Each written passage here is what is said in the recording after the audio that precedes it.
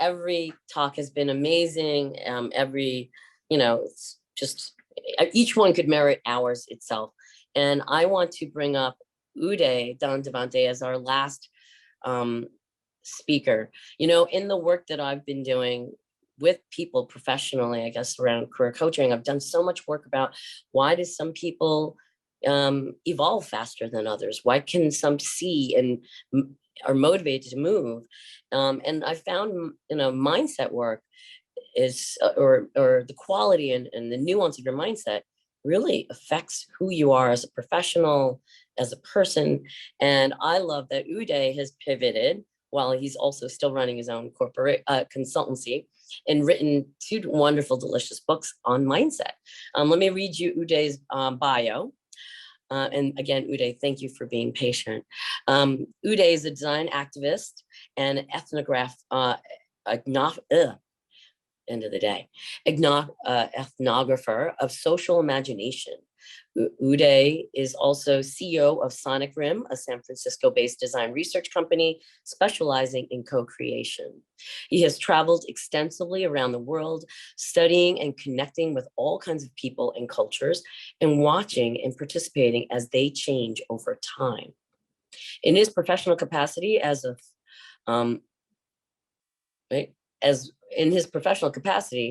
well as through blogging, teaching, speaking, and facilitating, Uday provokes fresh perspectives that help to humanize technologies and democratize design. During the pandemic, Uday published 2 books of poems, A Window for a Home Without Walls, Life, Imagination, Design, and Finding Your Beebo. With that, I want to bring up Uday. Uday, thank you for being our last and final speaker. And in fact, as you get ready to come up, I want to read one of his poems. This is Finding Your Beebo. This is actually teaching mindset for children, though I think it's actually relevant for us as well. So this one is kind of a great one to end the summit on. It's called Look for More. When you look at something, you can only see what is right in front of you. There's always more than what your eyes can perceive. You must go behind your eyes to see the other side. From where you sit, you can only see where your eyes can reach. To know more, you can ask others what they see from where they sit. When you're able to look from all sides and know what others see, you will learn more than what you can perceive from where you sit. I love that as an ending poem to round out the summit, because so much of what we've learned is design, it's co-creation, it's collaborative. Uday, hi. Thank you, Angela. Can you hear me? Yes, I can hear you. Okay, so I want to start with something interesting. You've been listening to a number of lectures and you've been watching the computer screen for a while. So until I tell you, can you please shut your eyes? Everyone? Yeah, all of you. Okay, everyone. I don't want you to look at your screen. Just listen. I'm not seeing anybody, but everybody should shut their eyes. Yeah. I'll model. So picture yourself from the past when the most important thing in life was play. Bring that image in front of you in your head. Picture who you played with. Picture something you did out of curiosity that still lingers in your memory. Picture a brief moment that brought you joy. Recollect a moment when you felt love. Recollect a moment when you felt loved. Recollect a moment when you felt cared for. Recollect a smell that still lingers in your memory from somewhere from your distant past. recollect a sound that's tied to a lingering memory. And now bring all those feelings together to imagine a life we could live today. You can open your eyes. Why does life have to feel like work? Why do we have to feel like a cog in the wheel, or even worse, slaves to the system we have no control over? Why should we fear? Why should fear drive our choices and actions? Why should craving for more limit our ability to feel satisfied? Why should conformity limit our freedom to imagination and creativity? We deserve a life full of curiosity, compassion, and creativity. We deserve to live a life full of wonder and purpose. We can design a life that Ivan Illich, in his book Tools for Conviviality, is called a society of responsibly limited tools, where each individual's competence, control, and initiative drives life of a creative community. I call it a life of wonder. I'm going to read a poem I wrote a couple of months ago. Imagine an earthen pot with a wide opening and an infinite capacity. It has a purpose to contain anything that will fit its capacity to accommodate. It lends its contents a touch of fragrance it inherited from Mother Earth. It has many functions. It will preserve its contents, keep it at comfortable temperature as long as it lives, the earthen pot. You can cook in it or even turn it into a filter. When you stir the pot, it produces blended outcomes. When you put it on fire, it leads to magical transformations of its hybrid contents. An earthen pot has unique instincts, qualities, and resilience.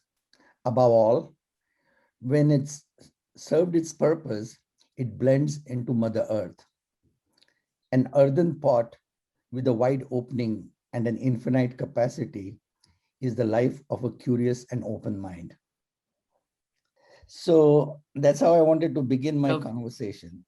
So beautiful. I hope that we are all earthen pots and delightful for what we're putting in it. Uday, how did you come about? First, let's talk about your other book, and I have them both here. How did you come about writing, and I think you started this book before the pandemic, and just around that time you published it. So 6 months before the pandemic, I was once at Grizzly Peak in San Francisco area, like more so Oakland area. And I was standing there looking at San Francisco, and a feather came floating by. And I tried to catch it, and it flew away. It just brushed by my cheek and vanished into the valley. I came back home. That night, I woke up at 2 a.m. with the realization that feather was a metaphor for who I was. At that moment, I wrote a poem. It's in that book called An Untucked Feather. Love that poem. From that day onwards, for the next 9 months, actually, I woke up at 2 or 1 night and wrote a poem. Just bringing together my subconscious and my curiosity into a metaphor for something I had been wondering about, thinking about, restless about. And I penned it on my iPhone, and next morning woke up and cleaned it up a little bit. And then the pandemic came. I will continue to write. Then one day my wife said, "You need to see what's going on with you. This is something unique. Put it all together and reflect." And that's how I created the book. And one of my friends who's a professor at Arizona State, he said he wanted to design it. He designed it, and then it came together as something which I called as my curiosity and my epiphanies for life, imagination, and design. So that's how that came about. what I love about I love how you were inspired to write this.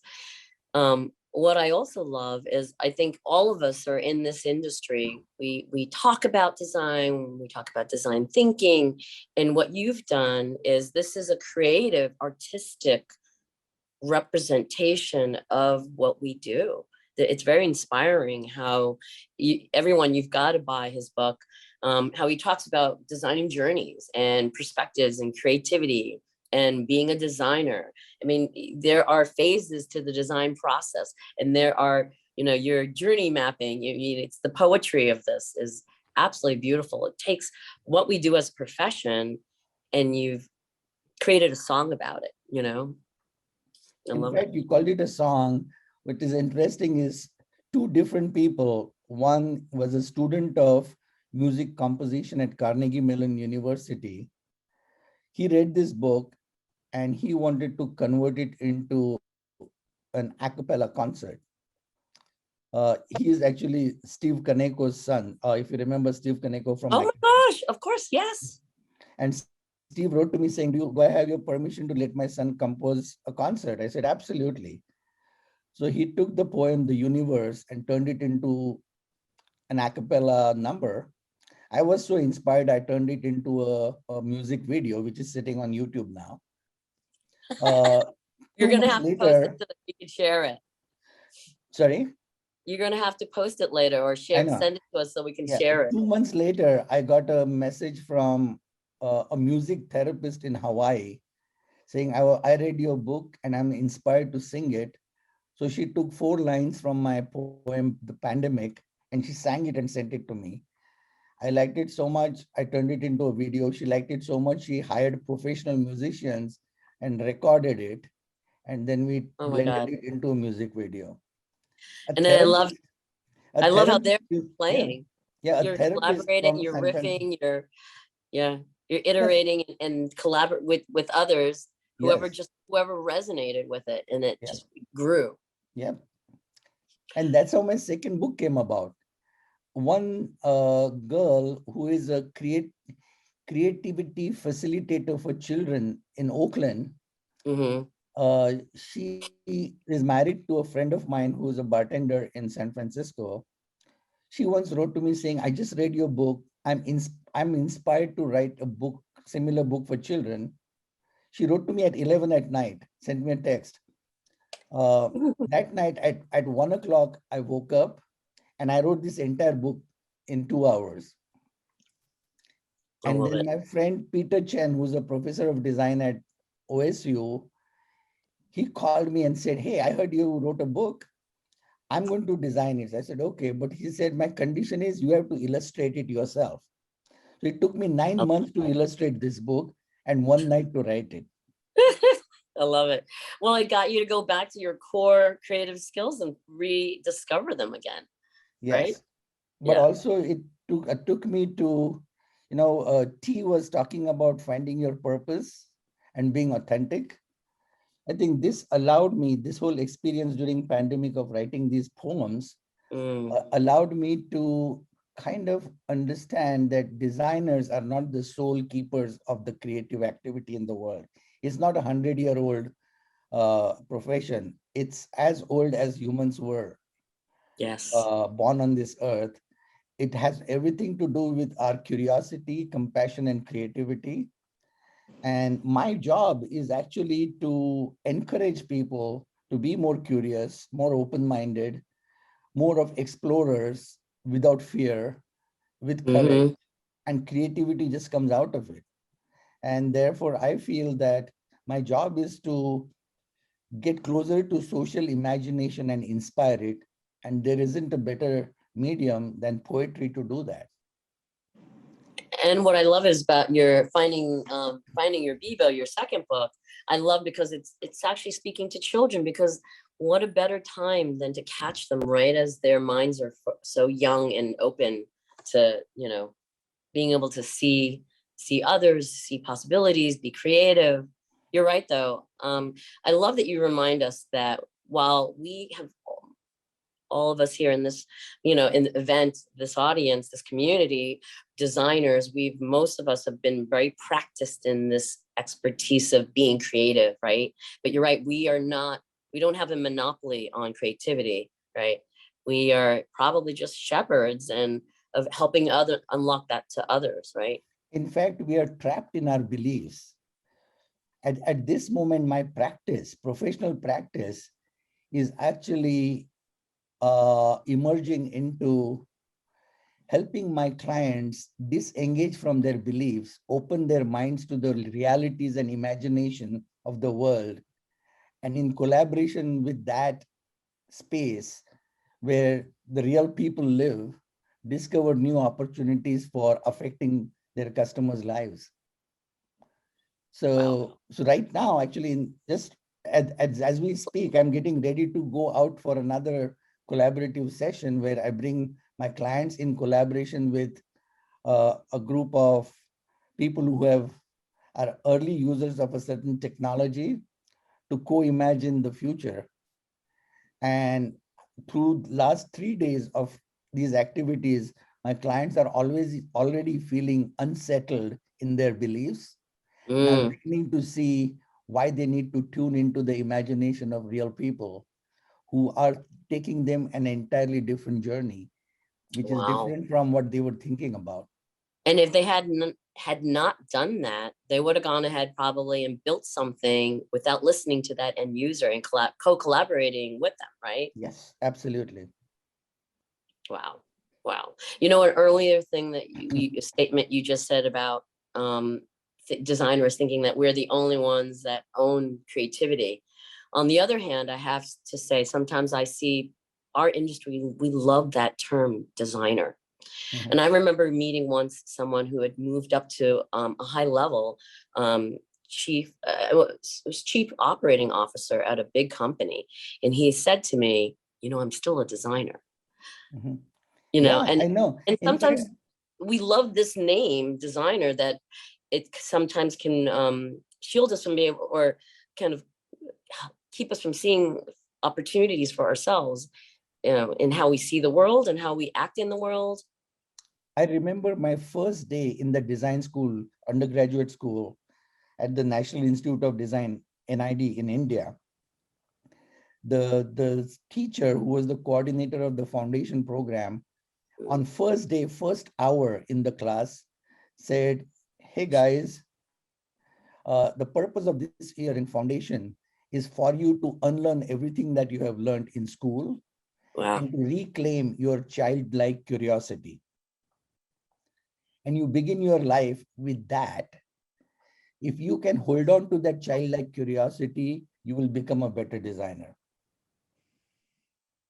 I love it. Everything else that you learn are just skills to build something.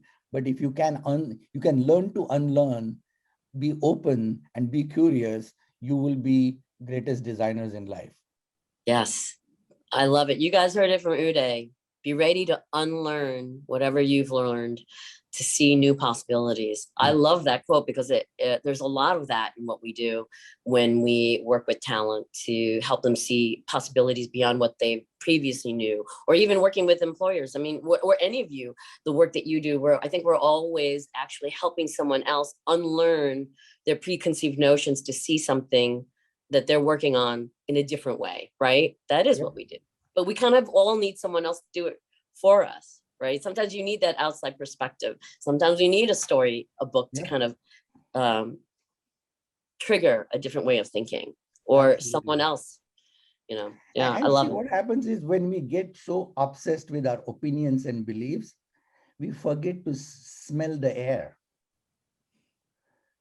Mm-hmm. And a lot of the seeds and the pollens of the things that are going to blossom around you are in the air that we miss to breathe and miss to notice. And by opening our minds, that's what we can do. You're talking about embracing the journey. Absolutely. I love it. I love it. Uday, I love your book. I hope you guys all buy it, and you can send poems to your clients for Well, whatever phase you're moving them through. in fact, we Um, just finished a project where at the end of the project, before my team made a presentation, PowerPoint presentation with frameworks and personas and all the stuff that we normally do. I Yeah. said, hold on, before you hear anything else, I'm going to write a poem in the voice of the person you are studying. And this person is appealing to you, her or his experience, and challenging you to think for her or him. And I read that poem. There was a silence of like few seconds and everybody like clapped. And then we did our stupid presentation. Yeah. We're gonna talk about this some more. And there's some other people who are moving more in that mindset space. And actually, Farrell and I had talked about it. You know, there's an interesting group of people who are in design, that are kind of bridging into that mindset space. And we are human, even though design is an expertise within business, right? This is businesses in essence. We are human. We're built up of humans and customers and stakeholders, and this is all human in the end, right? So remembering the humanness of this, being exponentially human in our process. I love how that our theme has come back in.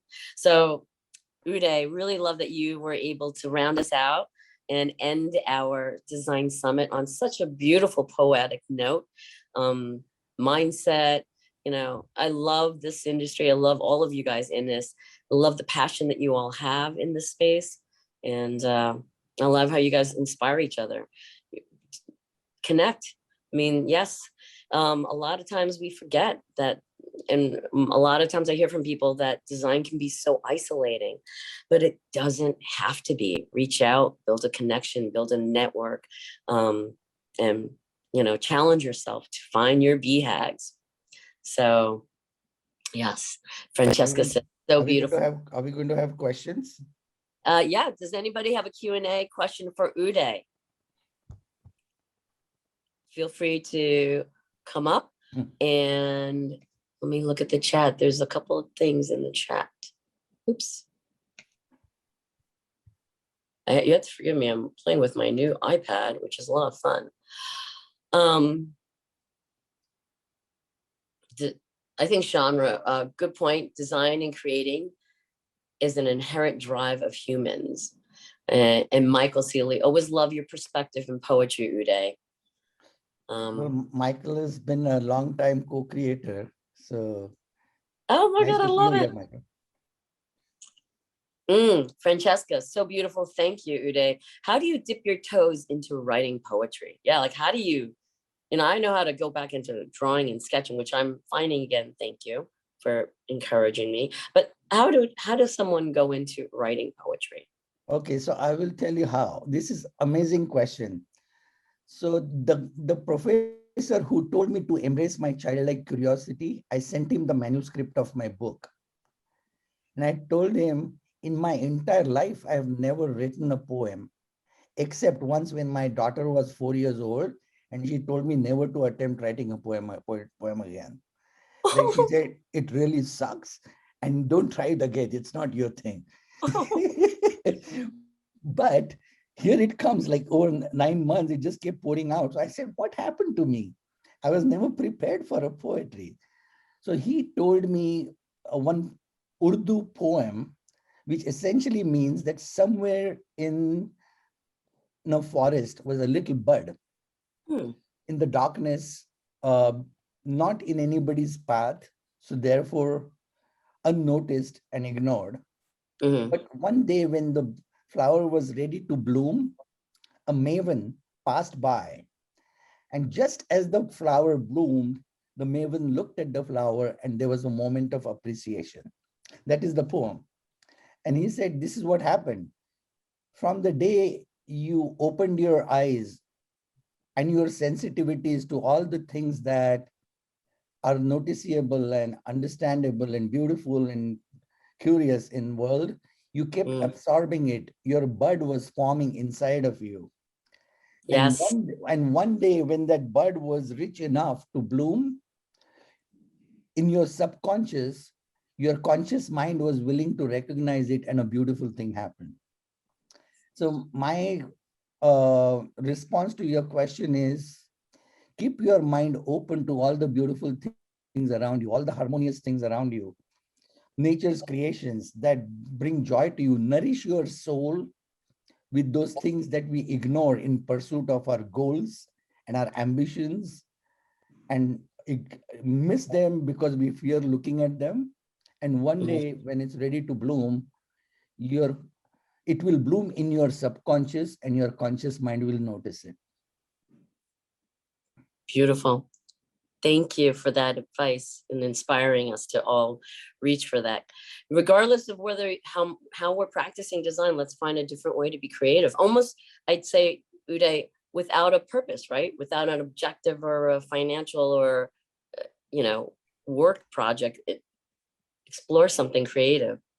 Thank Yep. you. Thank you very much.